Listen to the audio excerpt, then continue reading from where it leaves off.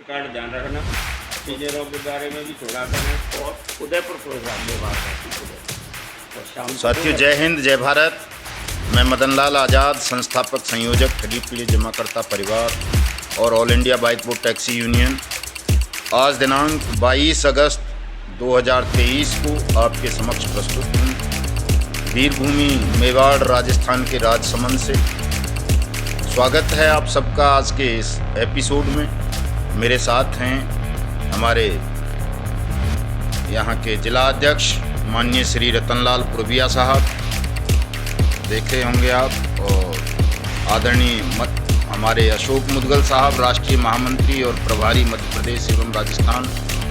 इधर हमारे प्रिंसिपल साहब श्री माली जी, और हमारे राजस्थान के प्रदेश प्रवक्ता आदरणीय ब्रजमोहन योगी जी, हमारे सारथी अरुण कुमार जी।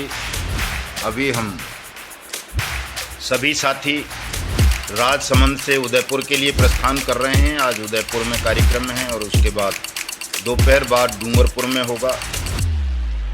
दोस्तों, इस वीरभूमि मेवाड़ में इतना प्रेम, इतना आदर, इतना सम्मान तमाम साथी दे रहे हैं जो हमसे कहीं ज़्यादा आयु में बड़े हैं, शिक्षा दीक्षा में हमसे बड़े हैं, जिनके अनुभव बहुत विशाल हैं। उन तमाम साथियों का सहयोग और आशीर्वाद मिल रहा है और प्रेम तो अद्भुत है।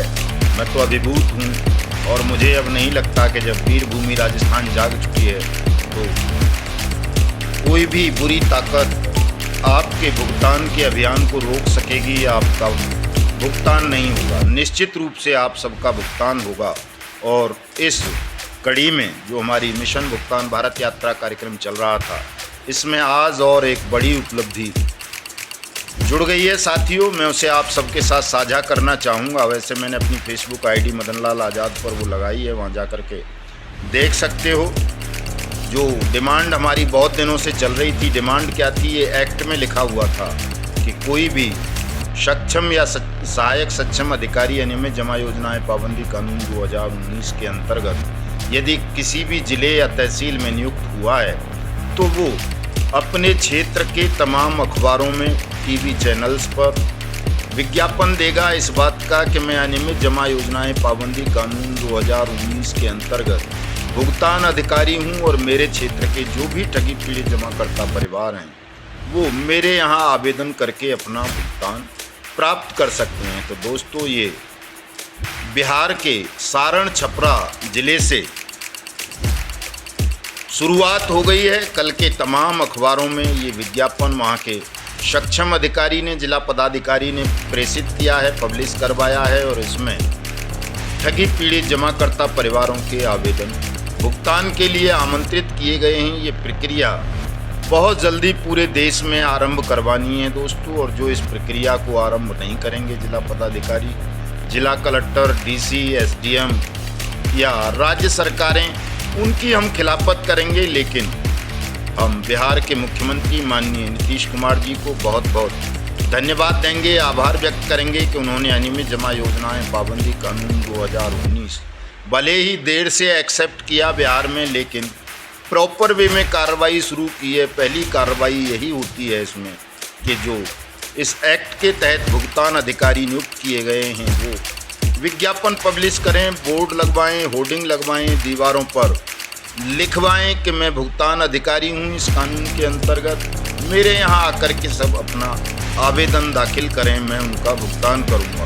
दूसरी प्रक्रिया अपने कार्यालय पर पदपट्टिका लगाने की होती है। तीसरी प्रक्रिया आवेदन लेने की होती है। चौथी प्रक्रिया नोटिस की होती है कि नोटिस इशू करें संबंधित कंपनी या क्रेडिट कोऑपरेटिव सोसाइटी को और उसको आदेशित करें कि वो 7 दिन में या अधिकतम 30 दिन के अंदर अंदर आवेदक की जमा राशि का 2 से 3 गुना पैसा वापस करे। और अगर वो वापस ना करे सक्षम अधिकारी के आदेश के बाद, तो उसके खिलाफ एसपी क्राइम को लेटर लिखकर मुकदमा दर्ज कराएं, उसकी प्रॉपर्टीज़ को चिन्हित करें, सीज करें, नीलाम करें और 180 दिन के अंदर अंदर 2 से 3 गुना पैसा आवेदक का वापस करें। यहाँ एक बात ध्यान रखने की है दोस्तों, बहुत सारे लोग कंफ्यूज होते हैं कि शायद सबका पैसा भुगतान करना है सक्षम अधिकारी को। सबका नहीं करना है, केवल उनका भुगतान करेगा जो भी उसके समक्ष अपना आवेदन दाखिल करेंगे। सबसे लेना देना नहीं है। कई लोग घबराते हैं कि साहब इतनी प्रॉपर्टी नहीं हुई तो कैसे बटेगा, इससे कोई लेना देना नहीं है। जो आवेदन करेगा उसका भुगतान सक्षम अधिकारी करेगा।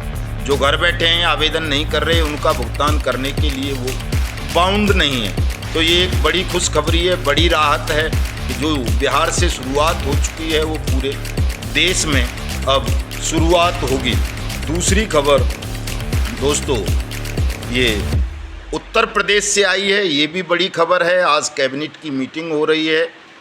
योगी आदित्यनाथ अपनी कैबिनेट की मीटिंग बुला रहे हैं और उसमें जो भी उत्तर प्रदेश के ठगी पीड़ित जमाकर्ता परिवार हैं उनको भुगतान करने के लिए नियमावली तय की जाएगी। ये भी एक बड़ी खबर है।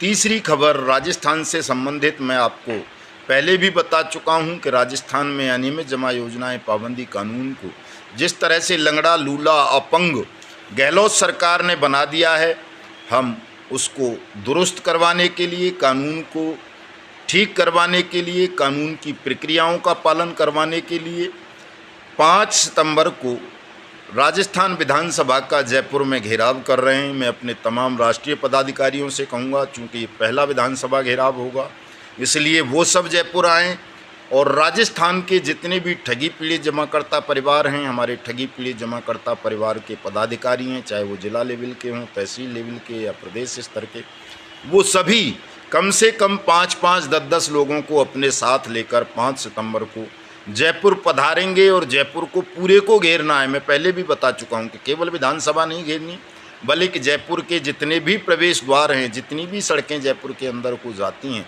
उन सब को होर्डिंग, बैनर और तख्तियों के साथ घेरना है और नारे वही लगाने हैं कि भुगतान हमारा अधिकार, भुगतान करो या सत्ता छोड़ो, ठग बेईमानो भारत छोड़ो, पहले भुगतान फिर मतदान, बट्स कानून लागू करो, हमारा पैसा वापस दो।